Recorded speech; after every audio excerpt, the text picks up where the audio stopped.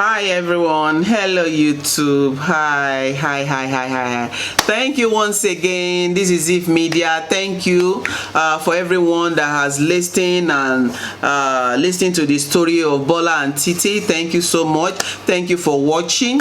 Yes, and yeah, there's a reason why we decide to put this out there, because we are all human beings. We are bound to make mistake, and at the same time, as Titi is asking for advice of every one of you on social media, so also I thought it to be better for us to advise Bola as well, because she might think she's not doing any harm. She might think all is cool, but I think is also good that we give her a piece of advice. You know, maybe she hasn't come across someone who have ever come out to her in a place of truth and give her a correct advice, what is right and wrong, or she should stop. You know, many a times we have many fake people around us that will not be able to confront you or tell you the truth just because they are trying to avoid one thing or the other, or they are trying to avoid you creating a sin.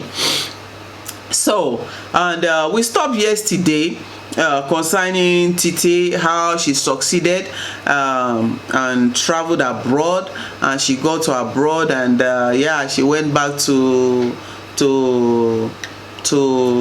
her ways of life, trying to hustle and put herself back in place. So when Titi got to Western world again, she took a lawyer to find out what was happening. Why the husband divorced her? Why she was still in the why did the husband file for divorce? Why she was still in Africa? You know, and the marriage and everything, and the divorce was so fast in the way they process it was so fast. Normally it would have taken 2 years, but it was something that they rushed up under 2 weeks. What was going on? So Titi now took a lawyer in abroad, trying to take the case to court, that at least, you know. But meanwhile, remember that Titi came through the back door.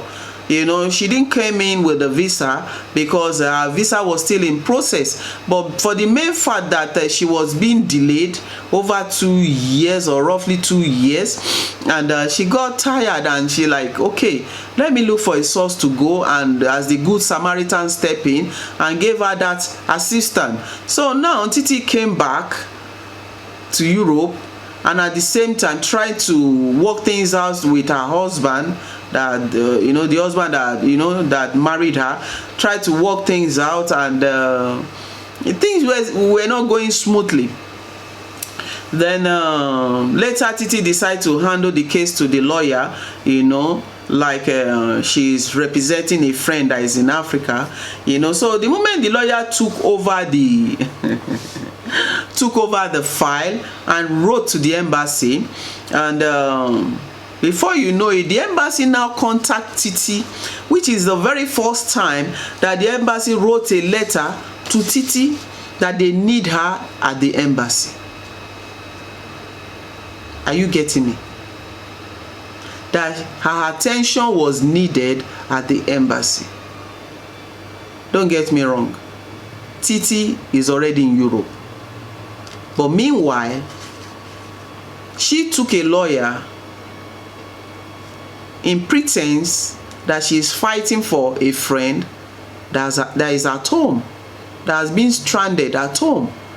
So after the lawyer wrote to the embassy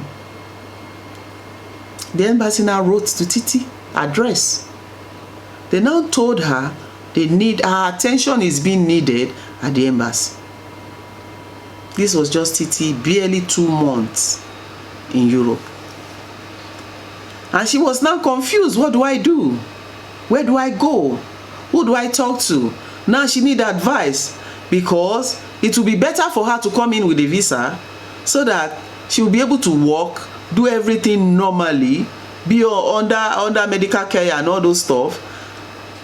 But meanwhile, coming through the back door is also dangerous for her, because she can be caught stopped, asked for ID and all those stuff. So she was now putting 1 plus 1 together, asking friends around, what do you think? What do you think I should do? And some of them said, if I were you, I will stay behind. I've been there for over 2 years. They didn't send me any letter. Why now are they sending you letter that your attention is being needed in the embassy? And Titi was like, well, that's a very good question. But other way around, she was so happy that the embassy sent for her. But the only problem there is that she's now here. She's now in Europe. How does she now go to the embassy? And she was really confused. Nobody could really give her a correct answer because nobody wants to be blamed. That you advise me or I know, you know, things like that. Then Titi was confused. Then she decided to call the Good Samaritan, who happens to be someone that helped her to come back.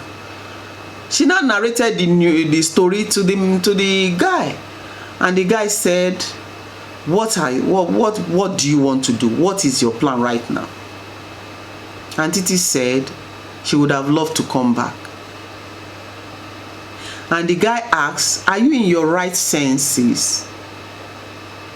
She said yes, that she would have loved to come back because it would have been better for her to have a permanent visa to come in.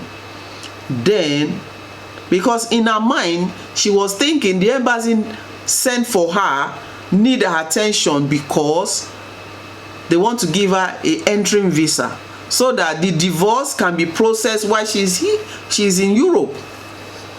That was her understanding. But then Titi now said, okay, she made up her mind to go back home. Then she had this discussion with the Samaritan, and the Samaritan told her, if I were you, I won't bother coming. That ever since you submitted your marriage documents, everything, they didn't take you serious. They never sent for you. Why now you are there, they now ask for your attention, for your presence in the embassy? If I were you, I'll forget about it. I'll just stay over there, try to look for my way to survive and all those stuff. So that was the advice from the Good Samaritan. And Titi started crying, begging the Good Samaritan, please, I think it would be better for me to come back so that I'll get my visa and come back. And the Samaritan said, how do you know that you're coming back, you will even get the visa at all? And Titi was saying she's sure that they need her attention because a lawyer wrote from the Western world, from abroad. That is why they sent her a letter that her presence is being needed. And she was so convinced that when she gets to the embassy, her visa will be given to her to come in. And the Good Samaritan said, okay, if that's what you want. She said, yes, that's what she wants. This is so funny. This is so funny. What will you call that? Is it devil in disguise? Is it people are bound to bring her down? Or what is really happening to her? No one knows. Then the Good Samaritan now booked a ticket for her to come back. She now boarded from Amsterdam to Frankfurt to Lagos. She landed, took a cab, went home. The moment she got home, Bola was the first person that embraced her back. Oh, welcome! Just embraced her. She said she was dumbfounded at, why is she embracing me? Okay. So she didn't even read any meaning to it. So she came in the following day, Monday, She woke up very early, dressed up, rushed to the embassy. By the time they attend to her, she had the pass to go in. Getting there, she said yes, she is. She came with her passport, her document and everything, that you asked me to come, this and that one. Did you know what their answer was?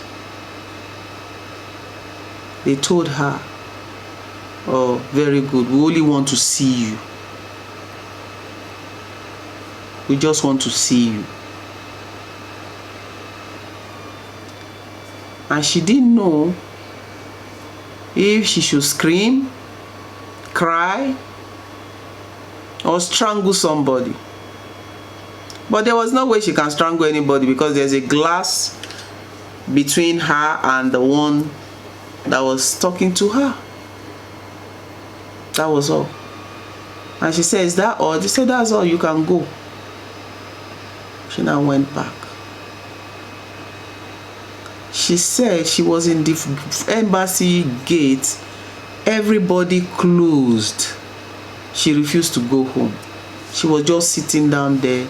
Everyone that met her there have the appointment, went in and left. She was just there, confused. Where is she going to start from? What will be the next plan? Who will feed her? Who will she run to?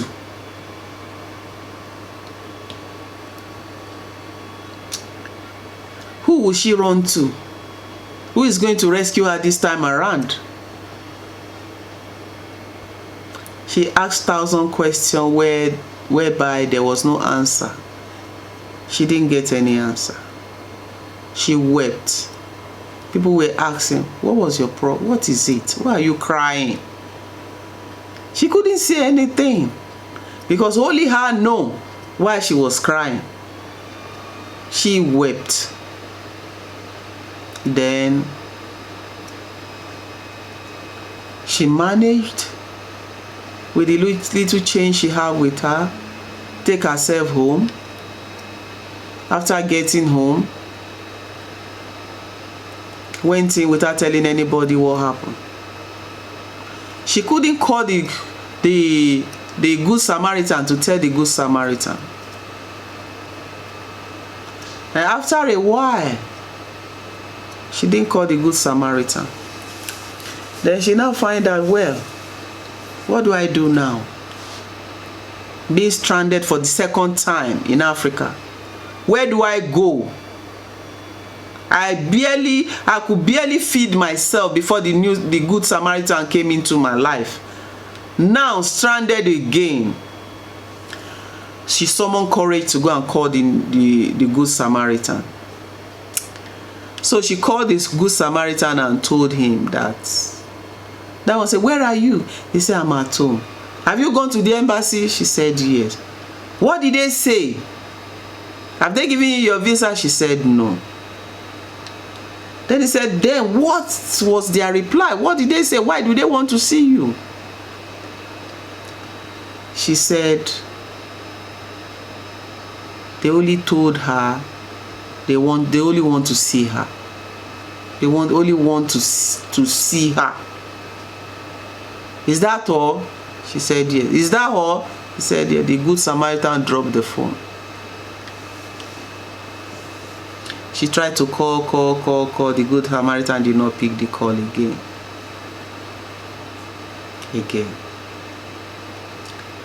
So she was stranded for the second time. She was stranded for the second time. Before, the first time that she was stranded, she saw, will I call it hell or senior brother of hell? But this time around, she saw devil. The devil himself. So she went through trauma. It's not only those who had accident that go through trauma. One hitter is more than a trailer. So she went through trauma. and she knew quite alright she shouldn't expect anything from anyone. While she was in Africa, no help comes from anywhere, nobody. The Good Samaritan abandoned her, and she was in Africa 1 year long gone, 1 year plus. At this time, 2 years. So one day, she was there. She has lost all hope. But she said she had the feelings that she will go back, but how, she don't know. She have no clue how. But she said she had the feelings that God will make a way for her, but how, she don't know. And she's that type. She has lost all contact of friends long before then, you know, because she has stayed most of her life, her young life in Western world. So she has lost contact with friends. She's at home 24/7, except she goes to church. She become a church goer. Except she goes to church. She visits no one. She's at home. She's like a caretaker, and just trying to survive. Then one day, just one day, after about 2 years, the Good Samaritan sent somebody to check on her, to ask if she's still there or she has gone. And the person came. She wasn't at home, maybe in church, I don't know, but she wasn't at home. And when the person came to ask for her, and they said, oh, she went out. That was all the messenger need to hear. And the messenger took the message to the Good Samaritan. And the Good Samaritan understand that quite alright, she's still around. That means since the last time they spoke, she hasn't left Africa. So one day the Good Samaritan and the driver drove in. And when she saw him, she burst into tears. And he said, I find out that you're still in town. Where is your visa? She burst into tears. He said, how could you be so foolish? How could you ever trust these white people? 2 years after your marriage, they never took you serious.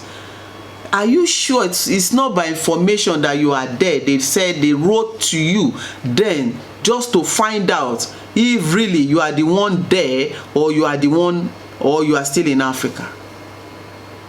That they must have gotten information that you are back through the back door. You've returned back through the back door. Why on earth would any embassy tell you they just want to see you? I knew this is going to happen to you. But I decide not to play with you. But you insist that you want to come. That was when the Good Samaritan talking. That was when I asked you, are you sure what is your decision? And you said you would like to come. I have no problem. I send you a ticket. You know, so the Good Samaritan came in, stayed with her. The Good Samaritan, when he came, he said he noticed something. That was when he had a really soft heart, and God touched his heart to assist her. When the Good Samaritan came into Titi's room, he said, what are you doing with all this poster? In God I trust. Another one is scripture. Another one is scripture. So what Titi did was that she wrote out all the scripture that normally, if at all she's not able to open Bible because of falling into depression or because her mind is full, she now wrote everything out with a pen and used them as a poster every corner of her room, so that when she look here, she have a word that will speak to her. When she turn right, she have a word. When she look right, she have a word. So that's the way she build her confidence to have hope, to have hope, to have hope. So when the good Samaritan, what am I saying new anyway? When the good Samaritan came in, he looked around and said, oh my God, you really went through hell. Oh, I can see you are really broken. Ah, what Bible, what scripture is that one? You know, he was pointing here. What scripture is this one? What verse is that one? And this one, oh my God, this tells me you've suffered, you know. And they both laughed it off, and it becomes a topic, like it becomes a teasing thing that he used in teasing Titi, you know. And he asked Titi, if you go back now, will you come back? Titi said, never, never. Not even with her passport, with a visa. That she won't come. She would rather stay there, let them post it to her, you know. So, and he said, okay, see me in the office. Titi went, just like the very first time. He did another passport for her, tell her to get ready. They board. Just like the first time, she landed back in Europe. And all her friends were amazed. Many of them thought she would never make it back again, because she just barely 2 months. She hasn't even walked, talk less of anything, you know. It's only some friends that knew that she's going, were giving her 20 euro, this, that, you know, just to have something with her. And they were like, it's only God that intervened for you. And she said, I know it. And the good Samaritan told her that I would have come earlier, but you won't have learned then. I want you to have more wisdom and learn that when something don't work out for you, and after you've escaped, all of a sudden that thing keep crawling, you should know that is the devil's lie. But I want you to suffer for it, you know. So she said, anyway, she has suffered. He said, yes, I can see that, you know. So Titi left, and she started staying with the man that married her, that they did the wedding together despite the divorce. But they were still friends. He was still accommodating Titi, you know. And many things went wrong that I don't really want to touch those areas. So at a stage, the good Samaritan came abroad, because he's also a traveler. He stopped by to see Titi and said, how are you coping? She said she's fine. And said, okay, work yourself together again, so that you'll be able to reorganize yourself and put things right this time around. She said that's what she's working at. So why Titi was in abroad now,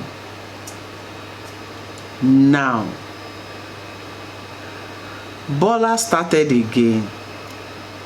I will not want to go deep.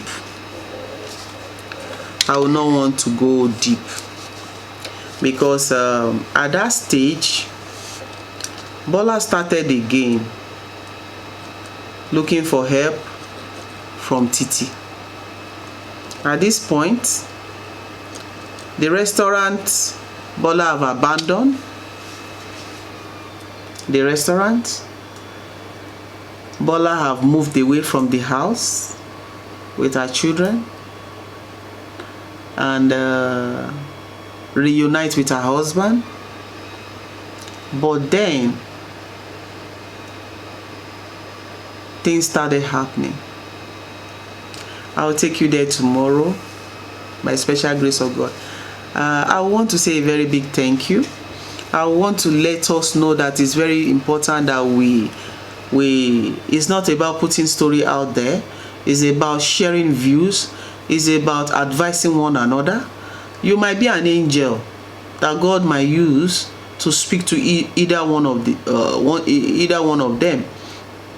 You know, you might be that angel. I just want to say that it will be nice and it will be lovely if your comments could go for Bola as well. You know, and for Titi, please don't forget her. Don't forget her in your prayer. Also, don't forget Bola. I think she's a church goer, but she's not a Christian. There's difference between a church goer and a Christian. There's a difference between you accept Christ into your life and you want to know the Christ you've accepted. There's two different things. You might say, oh yes, I've given my life, I've surrendered my life, but then you are not the doer of the word. It's not only to listen, but you must do. That's what is disturbing most of us. That we listen, but we are not the doer of the word. We should be able to do both. If not for 100%, at least to a certain amount. Thank you, everyone. I love you all. Thank you for sharing. Thank you for watching. Thank you for following. And please, your comment is very important. It's not all about the story. It's about the comment. What do you think? What word do you have for Bola or Titi? What will you advise them? How will you put anything before them? You know, what is your takeaway of this story? It's very, very important, because Titi is a woman like you. She's a human being like you. She's broken, but by special grace of God, the word says, I can do all things through Christ that strengthens me. It's only God that strengthens her. Thank you, everyone. May the good Lord bless you, keep you, prosper you. Kindly share, like, and comment. I'll be coming your way very, very soon. Thank you. May the Lord bless you. Bye. Thank you. Bye, everyone.